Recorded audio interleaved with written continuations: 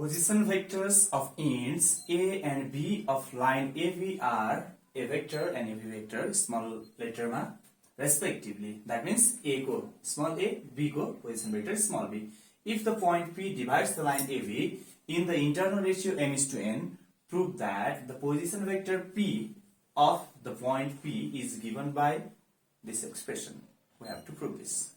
So यसमा सबैभन्दा पहिले तपाईले के गर्नुस् त भने लाइन AB लाइन के छ हामीसँग AB छ सो त्यसको इन्ड्स A र B छ त्यसको पोजिसन भेक्टरको कुरा छ द्याट्स व्हाइ हामी के गर्छौं त फेरि यसमा एउटा ओरिजिन डिटरमाइन गर्छौं सो ओरिजिन कतै पनि जतै पनि हुन सक्छ मैले यहाँनेर ओरिजिन भनेर लेख्दिए है सो ओरिजिनबाट A सम्मलाई स्मल a ओरिजिनबाट B सम्मको भेक्टरलाई स्मल b ओरिजिनबाट B सम्म त्यसैले यतातिर ओरिजिनबाट A सम्म यतातिर एरो दिन्छौं सो एउटा कुनै पोइन्ट A र B लाई इन्टरनली डिभाइड गर्दैछ इन्टरनली मतलब A र B को लाइन सेगमेन्टको बीचतिर पर्छ बीच भन्नाले ठ्याक्कै सेन्टरमा भने हैन मिड पोइन्ट भने हैन है कतैतिर पर्छ सो सपोज मैले यहाँनेर P भन्ने पोइन्ट लेख्दिए सो यो P भन्ने पोइन्टको पोजिसन भेक्टर के छ रे स्मल p छ सो हामीले पत्ता लगाउनु छ त्यही स्मल p को एक्सप्रेसन अब यहाँ के भनेको छ भने लाइन सेगमेन्ट AB लाई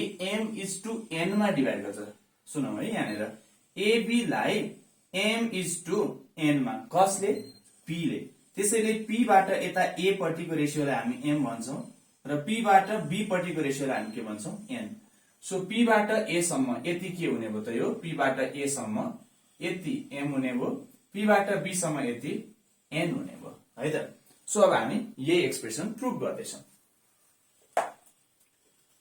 अब यसरी नै क्वेशन सोध्यो भने यो गिवन हो सबै हामीलाई OA OB सबै गिवन छ भनेर बुझ्छौं है यसरी नै दिने डाइरेक्टली बुझ्न सक्छौं यतिकै बुझ्छौं हामी भने यो फर्मुला प्रुभ गर्नुस् भन्ने टाइपले दियो भने ल्याङ्ग्वेजमा लेट भनेर लेख्नुपर्छ अहिले हाम्रो सिधै गिवन छ भनेर बुझे हुन्छ यहाँनेर सो गिवन हाम्रो के छ त भनेदेखि O बाट A सम्मलाई हामीले स्मल a भेक्टर भनिराछौं O बाट B सम्मलाई हामीले स्मल b भेक्टर भनिराछौं र O बाट P सम्मलाई हामीले के भनिराछौं स्मल p भेक्टर भनिराछौं अनि हामीले के प्रुभ गर्नु छ त भनेदेखि टु प्रुभ हाम्रो के छ भने हामीले भेरिफाई गर्नुपर्ने दैट मीन्स प्रुभ गर्नुपर्ने के छ भने small p vector equals to mb plus na by m plus n prove गर्नु छ जहाँ गिवनमा अर्को पनि के छ त भनेदेखि यहीनेर हाम्रो गिवनको नेक्स्ट पार्ट के पनि छ भने यो रेशियो a बाट p सम्म र p बाट b सम्म यो रेशियो चाहिँ के छ त भनेदेखि a देखि p इज टु p देखि b भनेको m इज टु n छ अब यहाँ तपाईलाई एउटा कन्फ्युजन के रहन सक्छ भने pa र pb को ratio m is to n भन्न पनि त मिल्छ p बाट a सम्म र p बाट b सम्म m इज टु n भन्न पनि त मिल्छ गजबले मिल्छ तर यहाँनेर हामी भेक्टरमा छौं र भरे हामीलाई डाइरेक्सनमा पनि प्रब्लम नआओस् भन्नको लागि मैले एउटै डाइरेक्सन लिएको मात्र हो a बाट p सम्म p बाट b सम्म एउटै डाइरेक्सनमा लिएको अहिले मैले यहाँ भेक्टर साइन हालेको छैन र भेक्टर साइन नहाल्दाखेरि तपाईले pa र pb लेख्नु भए पनि केही भिडिदैन जस्ट म्याग्निट्युडको कुरा आउँछ तर अब हामी यहाँ भरेलाई सजिलो होस् भनेर त्यो काम गर्दै छौं है त सो के गर्यौं त हामीले भनेदेखि वी हैव हामीलाई के कुरो थाहा छ त भने दिएको छ यहाँनेर AP is to PB equals to M is to N is given हामीलाई यो दिएको छ है सो यसलाई हामी के भन्न सक्छौं त or AP रेशियो भनेको त डिभाइड हो by PB is equals to M by N cross multiply गरौं M times of PB equals to N times of AP bracket किन हाल्यो भन्ने होला नहाल्दा पनि केही बिग्रिदैन अब यहाँनेर हामी के गर्दैछौं भने यो मैले अघि भनेको थिए नि A देखि P P देखि B एउटै डाइरेक्सनमा गइरहेछ यो पनि उधो जाँदैछ यो पनि उधो उकालो गए पनि हुन्छ एउटै डाइरेक्सन भइसकेपछि भेक्टर साइन हाल्न पाउँछौं सो युजिङ करेस्पोन्डिङ भेक्टर्स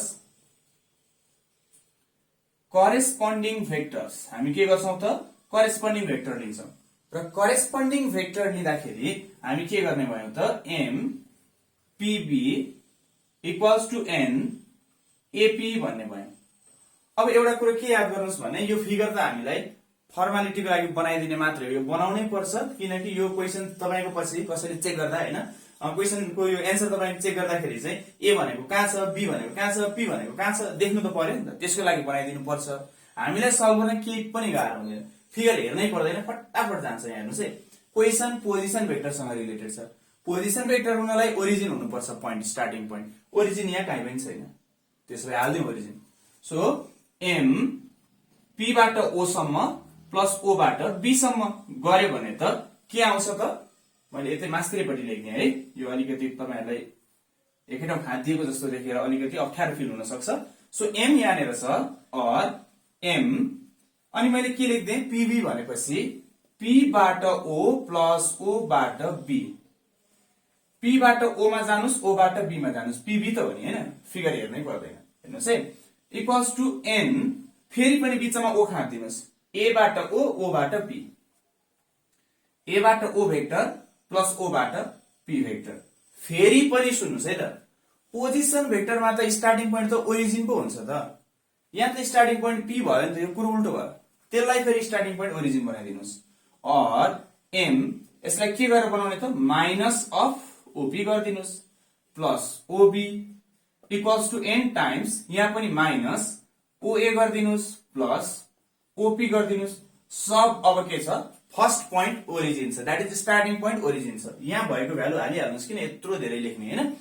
और एन टाइम्स माइनस यसलाई पी भन्छौं प्लस यसलाई बी भन्छौं equals to an times minus A भन्छौं प्लस पी भन्छौं।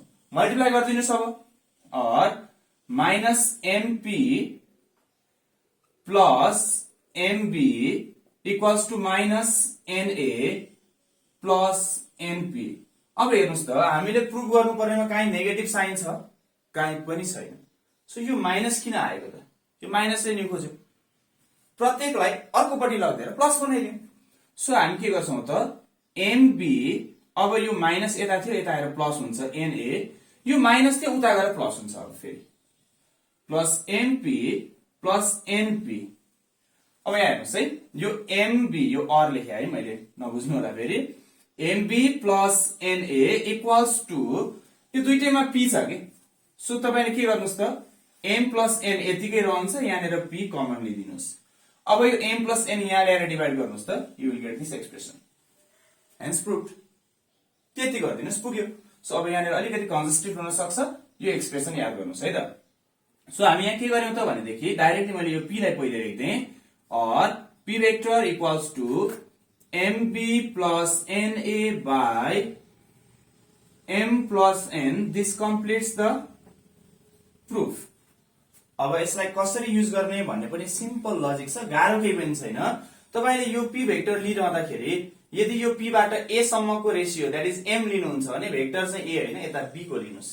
हेर्नुस् त, एम सँग बी छ, प्लस यतापट्टि बी पट्टिको रेशियो एन लिँदै हुनुहुन्छ भने भेक्टर चाहिँ कतापट्टिको लिनुस् त, ए लिनुस् प्लस एनए डिवाइडेड बाइ दुईटै रेशियो जोड्दिनुस्, सक्यो। अब एक्सटर्नल सोधेछ भने यो पोइन्ट एक्सटर्नल भनेको ए र बी को बीचमा पर्दैन, यता बाहिर अथवा यता बाहिर हुन्छ, जता बनाउनु भयो नि हुन्छ।